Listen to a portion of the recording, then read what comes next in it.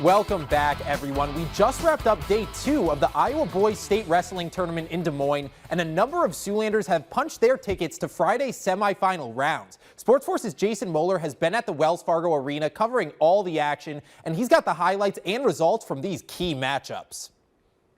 Well, folks, we're back at Wells Fargo Arena for day 2 of the action. Now the quarterfinals are today. That means Siouxland Grapplers, they find themselves just 3 wins away from the top of the podium. So what are we waiting for? Let's get right into the action.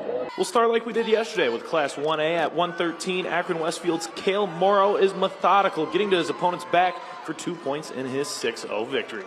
I could tell that they definitely scouted me. I could feel the way that he was wrestling. He was wrestling against me, trying to prevent him from doing stuff, but I just kept being dominant, kept going hard. At 126 pounds, Hinton's Ethan Sacco drives his opponent down for the takedown, but Sacco would ultimately fall in the quarterfinals. Up to 145, Mikey Baker goes to work, dominating his opponent and picking up a major decision victory.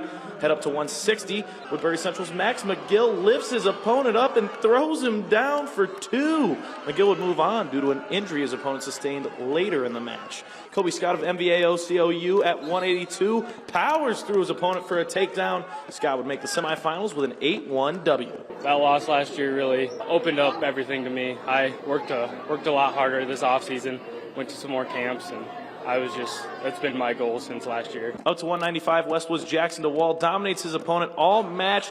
Time runs out on the pin here, but DeWald would eventually pick up the fall, moving to the semis for the 3rd straight season. Having been here, it's not about, don't wait for them, go to get your offense, take them down, impose your will on them, and do what you want to do. Don't wait for them, and don't have to be scared, and don't be scared to hit a shot. Head on up to 2A, pick things up at 145. Ty Kudum counters an attack into a takedown for himself as he moves on to the semifinals with his father behind him. It's something special.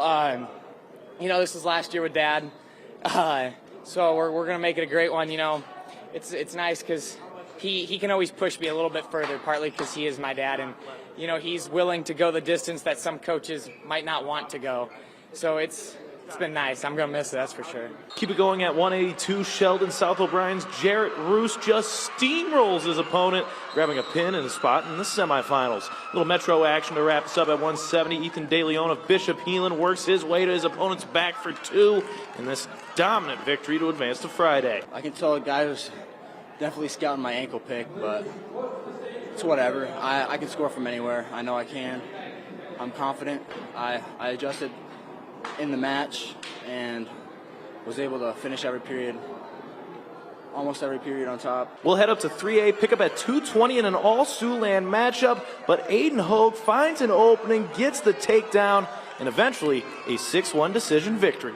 At 285, Logan Huckfeld gets a takedown here, would ultimately fall in a 4-2 decision. Another wild day that is sure to lead to a hectic tomorrow. In Des Moines, Jason Moeller, KTIV Sports Force.